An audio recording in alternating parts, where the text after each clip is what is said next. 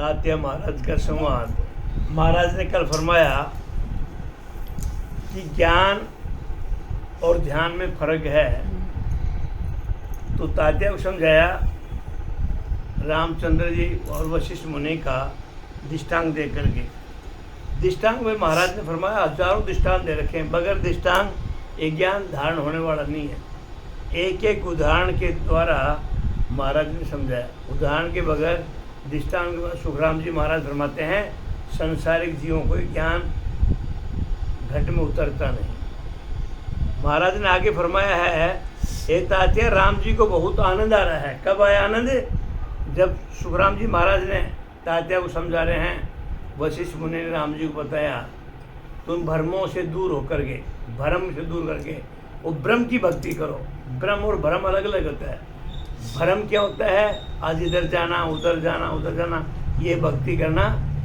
भ्रम का मतलब है किसी चीज़ के ऊपर दृढ़ संकल्प विश्वास नहीं करना, भ्रमों में डूबा हुआ, यह है ब्रह्म, राम जी का नाम। तब राम जी को दिमाग में आया घट में, हे रामचंद्र जी वो ब्रह्म तेरे घट में ही है, तू भ्रम के मारे बाहर ढूंढ रहा है।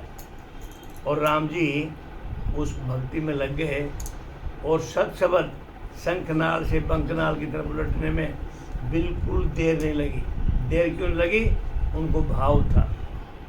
ऐसे 20 साल कर लो सत्संग, राम की जागृति घट में नहीं होती, क्योंकि भाव के बगैर भक्ति नहीं होती। जब भाव था रामचंद्र जी को और जब उनको घट में जागृति हृदय में हुआ, बताते हैं महाराज ने फरमाया कि ए तात्या, राम जी को बहुत आनंद आ रहा है और इतना आनंद आ रहा है उसको किसी चीज़ का शुद्ध बुद्ध नहीं हो। आगे फरमाते हैं छाड़ त्रिकुटी ध्यान को, गया समाधि देश, अब पार ब्रह्म को परसिया, अंतर रही नरेश।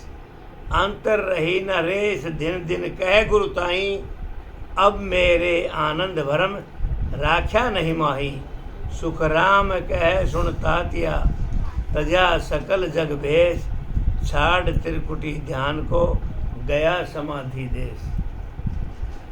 सुखराम जी महाराज तात्या को समझाते हैं, जिसके द्वारा रामचंद्र जी और उनके कुल गुरु वशिष्ठ का जो संवाद था, जो ज्ञान चर्चा थी, राम जी की भक्ति का, ध्यान का जो उन्होंने साधन बताया, उसके द्वारा समझाते हैं त्रिकुटी में ध्यान छोड़कर अब ब्रह्मांड में ऊपर पहुंच गए।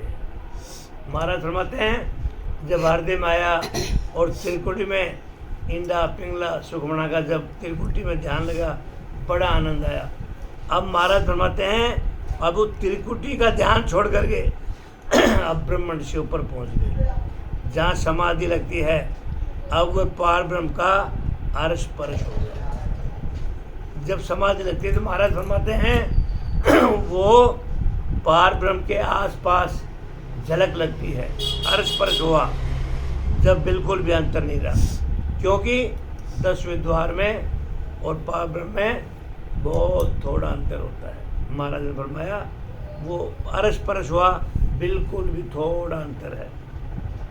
अब कहने लगे हे गुरुदेव आपको धन्य है। रामचंद्र जी भगवान ने अपने कुल गुरु को धन्य कहा, धन्य है गुरु महाराज, आपने मेरे को एक ज्ञान दिया, मेरे को सत शब्द सिमरण का ये नुक्ता दिया।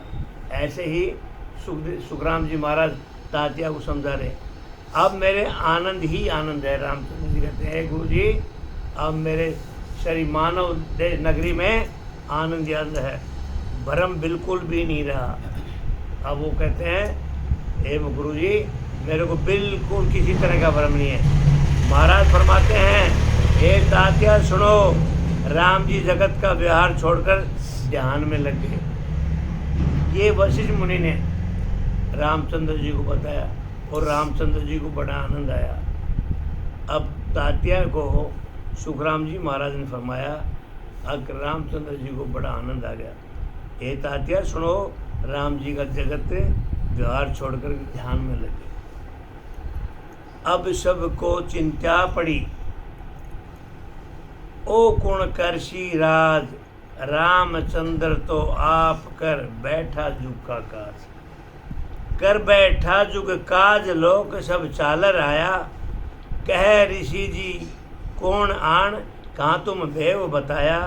अरे सुख राम देव रख को कह बिगड़ गयो सुरखाज। अब कहो सरने कौन के कहाँ हम जावा बात। लोग दुनिया अपने स्वार्थ के लिए भागती है। अब संसारियों को क्योंकि वो राजा था, अब उनको चिंता हो गई देवदानों को कौन भगाएगा, ये तो भक्ति में लग गए, हमारा रक्षक कौन करेगा।